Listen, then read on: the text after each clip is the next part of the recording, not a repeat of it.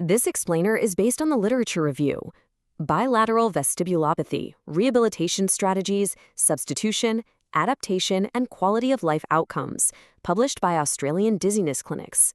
Available at australiandizzinessclinics.com. All right, welcome to the grand finale of our 4-part explainer series on bilateral vestibulopathy. Over the last 3 parts, we've unpacked the complex etiology, the assessment battery, and those very specific substitution strategies you need when that vestibular signal is just gone. But today we're shifting gears. We're stepping out of that intensive active rehab phase and diving right into the long game, chronic management and quality of life. To do this right, we've got to ground our entire clinical mindset in one stark reality. Recovery here is almost entirely about substitution and behavioral change, not vestibular regeneration. Look, we can't just wave a magic wand and regrow a damaged vestibular system, right?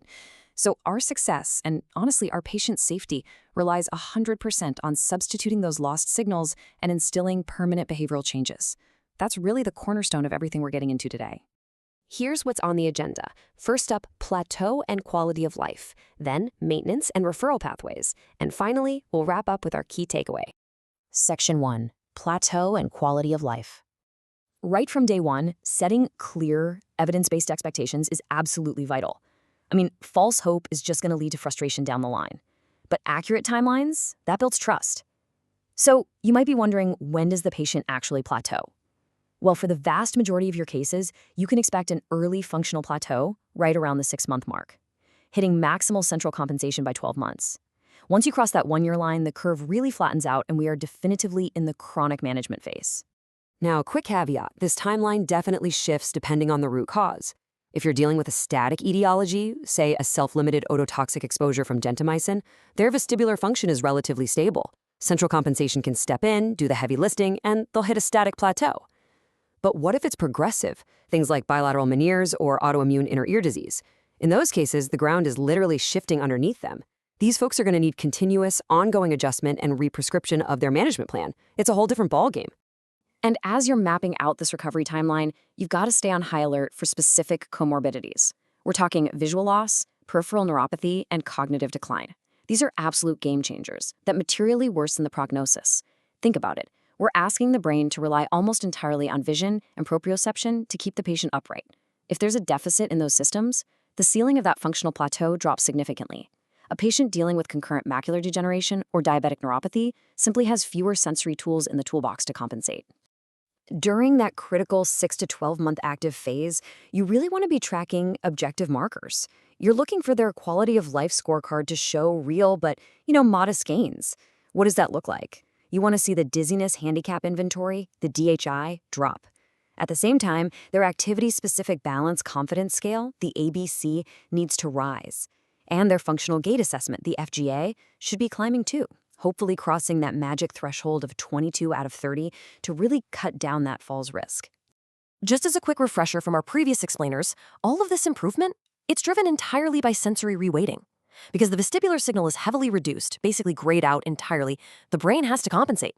To achieve any kind of functional postural control, it leans heavily on an enlarged visual and somatosensory role, all governed by cognitive compensation. And honestly, this is exactly why those comorbidities we just talked about are so devastating, and why making environmental changes is absolutely crucial to carry the rest of that functional burden. Section 2, maintenance and referral pathways. All right, so once your patient hits that functional plateau between 6 and 12 months, the active rehab phase is officially over. Now we enter the strict maintenance phase. The absolute cornerstone of holding on to those hard-won functional gains is proprioceptive training, and they need to be doing this 3 to 4 times a week. We're talking foam stance, tandem walking, light touch balance work, especially in dim lighting, just to continuously challenge and strengthen that reliance on their somatosensory system. Now, you know exactly what the patient is going to ask. How long do I have to keep doing this? And the answer is indefinitely. I know it sounds harsh, but this ongoing clinical gravity is completely non-negotiable. If they drop the proprioceptive work, that sensory reweighting will start to unravel. Their falls risk will absolutely skyrocket, and you're looking at a severe relapse in their quality of life. Because this maintenance phase is just so critical, you can't just hand them a worksheet and say, good luck. You have to strictly monitor their adherence and their function with a mandatory reassessment schedule. You need to be retesting the DHI, the ABC, the FGA, and dynamic visual acuity at 6 months, again at 12 months, and then at every single annual review after that. It's the only reliable way to ensure they're safely holding that plateau. But hey, as clinicians, we all know things rarely go exactly to plan, right? So what's your clinical protocol when a patient goes off script? What if they deviate from that expected recovery curve, progress beyond standard clinic care, or just straight up fail to hit those functional markers? You can't just double down and give them more of the same exercises. That's where trigger-based onward referral pathways come in. This is your safety net.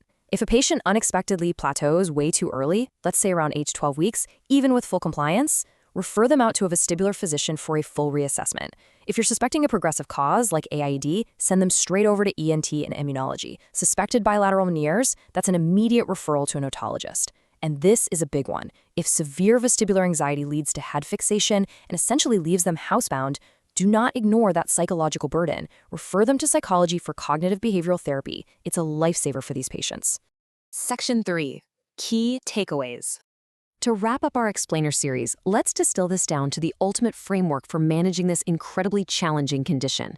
First, set the expectation early. Most patients will plateau at 6 to 12 months.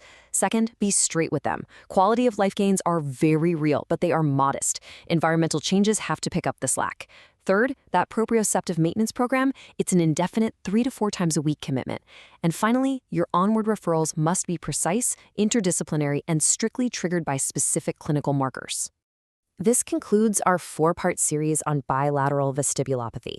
If you take away just one concept from everything we've covered, let it be this core message. Substitution-led rehab plus indefinite maintenance plus environmental change drives recovery. You aren't fixing the vestibular system, you are completely adapting the patient's sensory and environmental world around the deficit.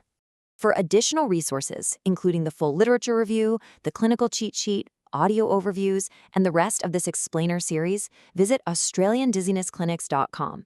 Please subscribe to the channel and leave a rating to support the series. As you head back into the clinic, ask yourself, are you just trying to fix a broken vestibular system? Or are you ready to fundamentally reshape how your patient navigates their world? Thanks so much for joining us on this deep dive, and we'll catch you in the next explainer.